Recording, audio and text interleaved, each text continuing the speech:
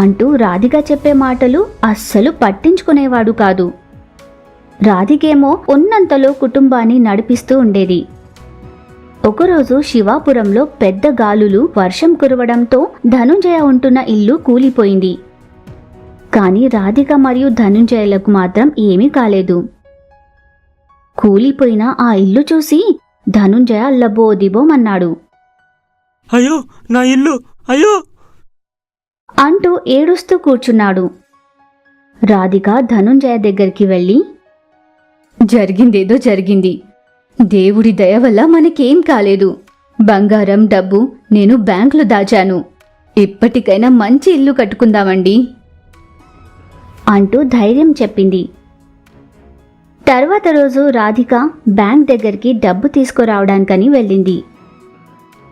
ధనుంజయ మాత్రం మళ్ళీ పురోహితుడి దగ్గరికి వెళ్ళాడు.